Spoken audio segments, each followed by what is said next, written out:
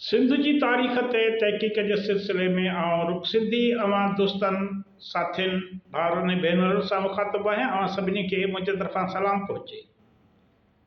जिन बि दोस्तनि मुंहिंजो चैनल सब्सक्राइब न कयो आहे उन्हनि खे ॿीहर गुज़ारिश आहे त चैनल खे सब्सक्राइब कनि, पंहिंजनि दोस्तनि सां शेयर कनि त जीअं सिंध बाबति ही जेको आहे ॼाण मवाद जेको आहे वधि खां वधि साथियुनि ताईं पहुची सघे।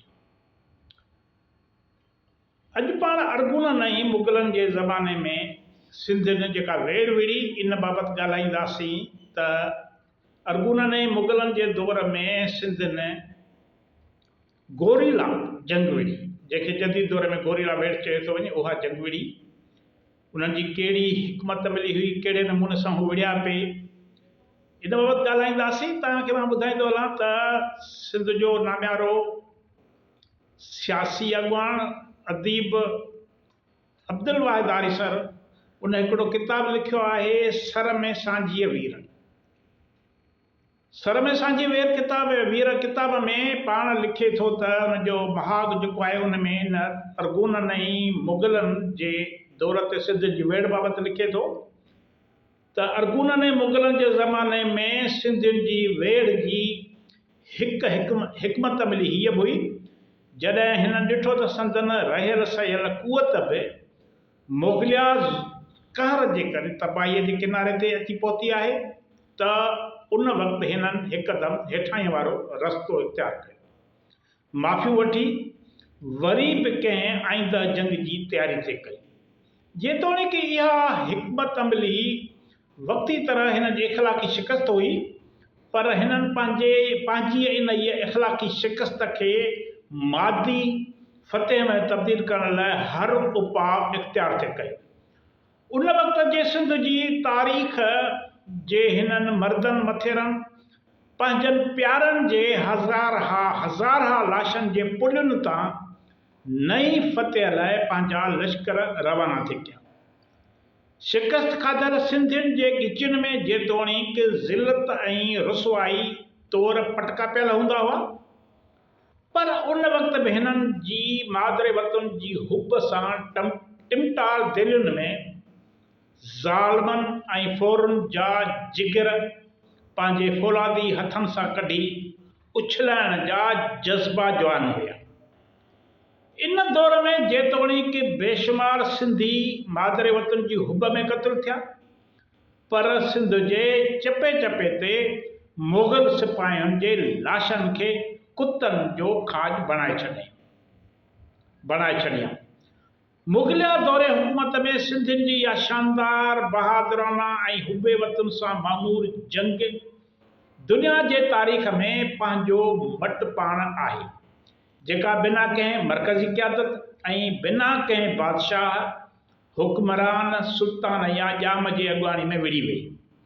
उन वक़्तु ठटे सेवण ऐं बखर ते जेतोणीकि मुग़लनि जा नवाब क़ाबिज़ हुआ, पर सरज़मीन सिंध जा हज़ारे मेलनि में पखड़ियल मैदान ऐं सहरा, दरिया ऐं ॿेला, खेत ऐं तरायूं, ॾंडूं ऐं ढोरा, वाहण ऐं वस्तियूं, पहाड़ ऐं पेचरा मादरे वतन जे लाखीननि फ़र्ज़ंदनि जी जदोजहद ऐं जिहाद जा जूलान गाह बणियल हुया। उन्हनि महाज़न ऐं मोरकनि में देशवासी आज़ादीअ जूं आज़ानूं ॾींदा, विढ़ंदा ऐं झेड़ींदा रहिया थे।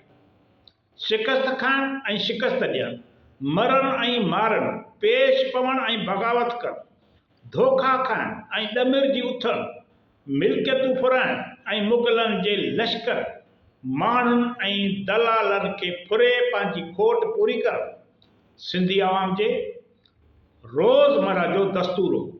हिननि जो ईमान हो त जंग में शिकस्त खाइण ज़िलत नाहे, पर शिकस्त खे तक़दीर जो लिखियो सम्झी राज़ी थी हाकिमनि जे इक़्तिदार खे हमेशह लाइ तस्लीम करे मादरे वतन तां हमेशह लाइ दस्तबरदार थियणी असुली, हक़ीक़ी ऐं दाइमी ज़िलत आहे, जेका क़ौमुनि खे सदाईं पंहिंजे मादरे भूमि में अछूत थी रहण ते मजबूर कंदी आहे।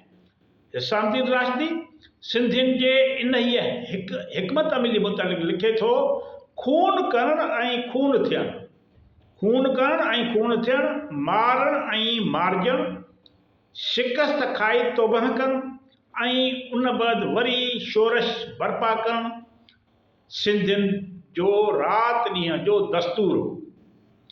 हाणे इन इबारत में पीर हिसामुद्दीन राशिदी पंहिंजे हीरो मीर अबुल बक्का जे शान खे बुलंद रखण लाइ सिंधियुनि जी आज़ादीअ जी तड़प खे, जिदोजहद खे यूसुफ मेरिक मुसनिफ़ जेको बज़र शाहजानी तारीख़ जो किताब जो मुसनिफ़ आहे जी पैरवीअ में शोरश बर्पा करणु लिखियो आहे। सिंधियुनि खे जी आज़ादी जंग खे हुन शोरश लिखियो। पर यूसुफ मेरिक खे कहिड़ी ख़बर त ईंदड़ वक़्त में अहिड़ियूं दिलियूं बि पैदा थींदियूं जेकी उन्हनि शोरशुनि जी उज़मतुनि महराबनि में सजदा कंदियूं ऐं अहिड़ियूं अखियूं बि हूंदियूं जेकी उन्हनि गसनि जे मिटीअ खे पंहिंजे लाइ सुरमो कंदियूं। सिंध में कंहिं मरकज़ी हुकूमत न हुअण सबबि सिंधी अवाम जंग जी बाक़ाइदे सिफ़बंदीअ वारी सूरत छॾे छिड़ विछड़ जंग करण जो तरीक़ो इख़्तियार कयो। माना मुग़लनि जे दौर में, अरगूननि जे दौर में अहिड़े क़िस्म जी जंग खे असां मौजूदा दौर में गोरीला जंग सां कंहिं हद ताईं भेटे सघूं था। पर गोरीला जंग में जंहिं तरतीब तंज़ीम ऐं मनसूबाबंदीअ खे मुद्देनज़र रखियो वेंदो आहे, सा तरतीब तंज़ीम ऐं मनसूबाबंदी मुंतशिर जंग में न हूंदी आहे।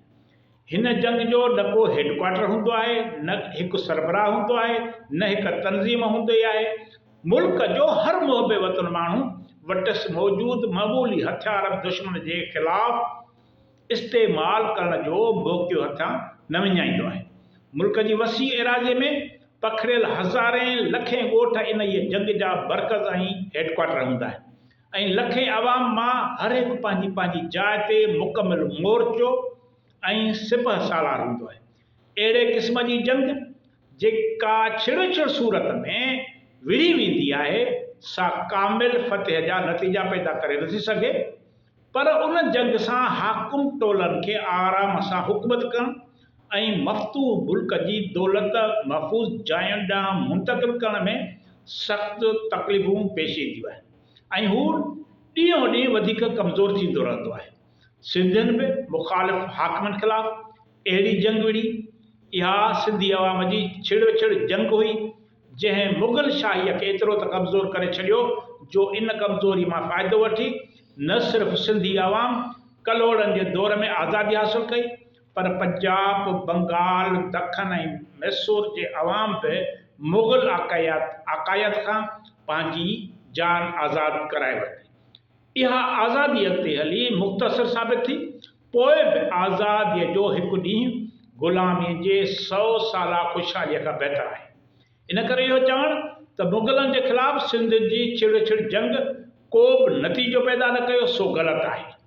तारीख़ में सिंध कई दफ़ा ग़ुलाम थी आहे ऐं केतिरा भेरा सिंधी अवाम इंतिहाई बहादुरी सां विड़ी आज़ादी पे हासिल कई आहे त कॾहिं वरी कंहिं हिकमत अमली जे ज़रिए सिंध जी ख़ुदि मुख़्तियारीअ जो झंडो बुलंद थींदो रहियो आहे।